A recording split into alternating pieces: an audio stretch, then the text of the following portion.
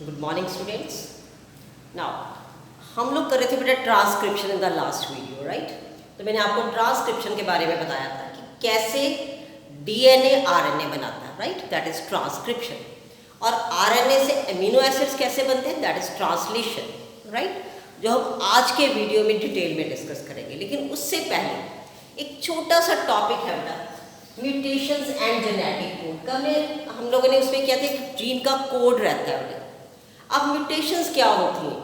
अब मान लीजिए आपके डीएनए का कोई भी पार्ट, ठीक है, उसमें से कट जाता है या ऐड हो जाता है, ठीक है। मान लो ये हमारे पास एक डीएनए है, इसमें से मैंने इतना पार्ट काट दिया और ये इसके साथ अटैच कर दिया, या एक और पार्ट ऐड कर दिया इसके अंदर। क्लियर? डिलीशन एंड रीअरेंजमेंट, उसमें से कट भी सकते हैं और रीअरेंजमेंट भी हो सकता है, ठीक है। तो उससे क्या होता है बेटा, अब क्योंकि जीन्स जो आपके कैरेक्टर्स कंट्रोल कर रही हैं, तो कोई भी पार्ट अगर नया ऐड होता है या पुराने से कुछ कटता है तो उस पर जीन्स पे इफेक्ट पड़ता है और उससे नए कैरेक्टर्स सडनली अपीयर होते हैं। उसको हम शॉर्ट में म्यूटेशंस बोलते हैं बेटा, दैट इज कॉल्ड म्यूटेशंस। अब इनका जेनेटिक कोड से क्या लेना देना, लेट्स सी। अब मैंने यहाँ पे एक सिंपल सा सेंटेंस लिखा है, राम हैज़ रेड कैप, ठीक है। और हमने लास्ट वीडियो में किया था कि 3-3 का सेट बनाना आपने, न्यूक्लियोटाइड्स 3-3 मिलके ट्रिपलेट्स होते हैं, ठीक है, एक जीन में। तो ये राम हैज़ रेड कैप, मैंने 3-3 वर्ड्स को लिया। अब मान लीजिए मैंने यहाँ पे एक बी ऐड कर दिया। अब बी ऐड करने से क्या हो गया, 3-3 का सेट है, कॉन्टिन्यूस है, हमने फीचर्स किए थे। तो हैज़ ब्री का पी। अब देखिए पूरे सेंटेंस का मीनिंग चेंज हो गया। So this is mutation, right. Now next, अब हम डिटेल में करेंगे translation. Now next is translation, right. Translation का मतलब है कि आरएनए से अमीनो एसिड्स कैसे बनेंगे, right. Process of polymerisation of amino acids to the polypeptide, right? What is translation? It is a process of polymerization of amino acids to polypeptide. Now, अब polypeptides amino acids कैसे बनेंगे, क्या sequence रहेगा उसमें, that depends on the sequences of the bases in mRNA. Messenger RNA कैसे nucleotides लेके आ रहा है, उस पर डिपेंड करेगा कि किस तरह के नए इम्यूनो एसिड्स तैयार होंगे, राइट। Now amino acids जो भी बनेंगे, they are joined by which bond? Peptide bond. Clear? Amino acids are joined by which bond? Peptide bond. Always remember this thing.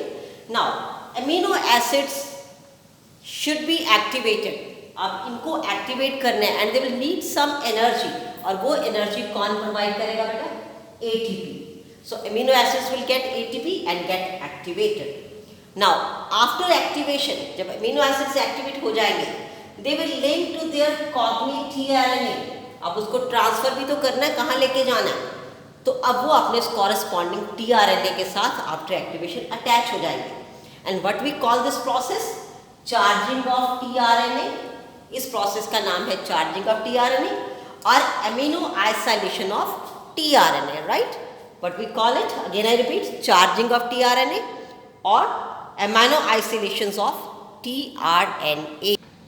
Now, if the two charged tRNA, अभी जो दो tRNA charge हुए थे by taking energy ATP, if they will come closer enough, अगर उनको एक खास limit तक पास में हम एक दूसरे के कर दें, तो they will form a peptide bond. तो उन दोनों में अपने आप एक एनर्जेटिक पेप्टाइड बॉन्ड बन जाएगा, राइट।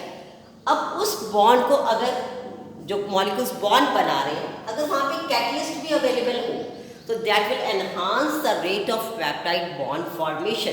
तो ये प्रोसेस और भी फास्ट हो जाएगा। कैटलिस्ट का काम ही होता है चीज़ों को फास्ट करना, पॉजिटिव कैटलिस्ट में बोलते हैं उसको, राइट। अब आपको पता है कि प्रोटीन सेल में कहाँ बनते हैं। अगर हम सेलुलर मशीनरी की बात करें तो proteins are formed in the ribosome. ये आपने सेल में +1 में भी किया था, 9th में भी।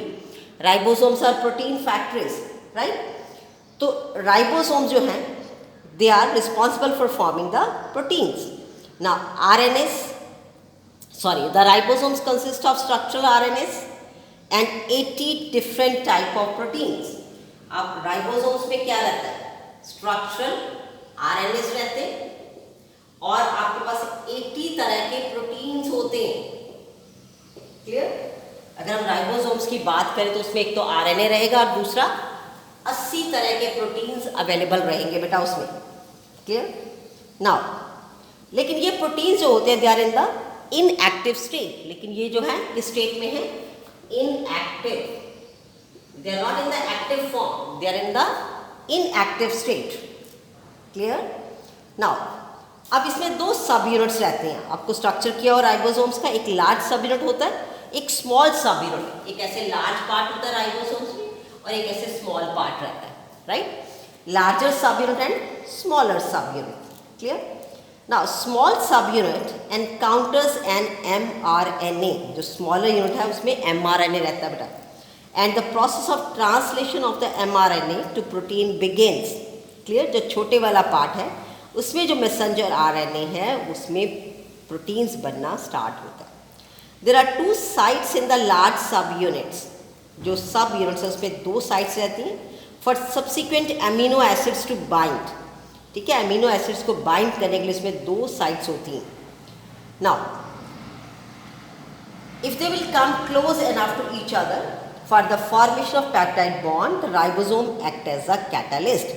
अगर वो खुद ही पास आ जाते हैं सफिशिएंट एनर्जी से, तो जो राइबोसोम्स होते हैं बेटा they will act as a catalyst, right? तो फिर ये कैटलिस्ट का काम करते हैं, यानी कि उस प्रोसेस को एनर्जी तो उनमें है, थोड़ा फास्ट करने में हेल्प करेंगे, राइट? नाउ उसके बाद क्लियर, अगर हम ट्रांसलेशन यूनिट की बात करें जिसको हमने mRNA बोला, is the sequence of RNA that is flanked by the start codon. Clear? अब इसमें जो start codon है AUG, right? Flanked codon, clear? AUG and the stop codon codes for polypeptide, right? mRNA has some additional sequence also and are not translated. Clear, mRNA में कुछ additional sequences भी रहते हैं जो ट्रांसलेट नहीं होते, यानी कि जो प्रोटीन्स नहीं बनाते, उनको हम बोलते हैं untranslated regions. What you call it? Untranslated region, UTR, untranslated region. Clear, यहाँ पे प्रोटीन्स की ट्रांसफॉर्मेशन नहीं होती। The UTRs are present at both 5' end and 3' end. अभी आपको दोनों फ्री एंड्स पे मिलेंगे, 5' पे भी मिलेगा और 3' पे भी मिलेंगे, राइट? बोथ साइड्स पे मिलेंगे आपको बेटा। They are required for efficient translation process, इनको स्पेशल चाहिए। Now for initiation the ribosomes bind to the mRNA। अब किसी को अगर स्टार्ट करना है इस प्रोसेस को, तो राइबोसोम को mRNA के साथ बाइंड होना पड़ेगा at the starting codon, that is AUG, that is recognized only by the initiator tRNA। जो ट्रांसफर RNA है वो इसको इनिशिएट करेगा। The ribosomes proceeds to the elongation phase of the protein synthesis। अब जो राइबोसोम्स हैं वो आपके प्रोटीन सिंथेसिस का प्रोसेस शुरू हो गया। अब इस स्टेज पे क्या होगा? The complex is composed of amino acid linked to tRNA।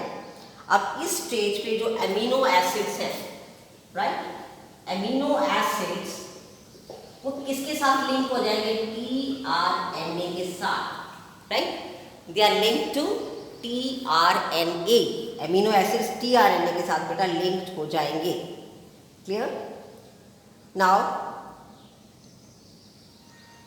And forming the complementary base pair. ठीक है, बाइंड टू द, अब उसके बाद जो tRNA अमीनो एसिड्स आपके tRNA के साथ लिंक हो गए, उसके बाद subsequently bind to the appropriate codon of the mRNA। फिर ये mRNA के साथ यहाँ पे इसका प्रॉपर कोड होगा, वहाँ पे जाके अटैच हो जाएगा, right? Now base pairs with the tRNA anticodon. Clear, the ribosomes move from codon to codon along, clear, along the mRNA। अब वो आगे आगे मूव करेगा और साथ में mRNA यानी कि जो मैसेंजर RNA वो भी जाएगा।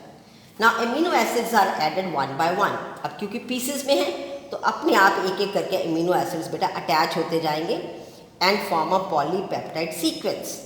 क्लियर, और एक लंबी चेन बना देंगे by the DNA and represented by the mRNA, और उसको रिप्रेजेंट mRNA करेगा। अब जब ये चेन बन जाएगी तो एंड पे रिलीजिंग फैक्टर रहता है बेटे।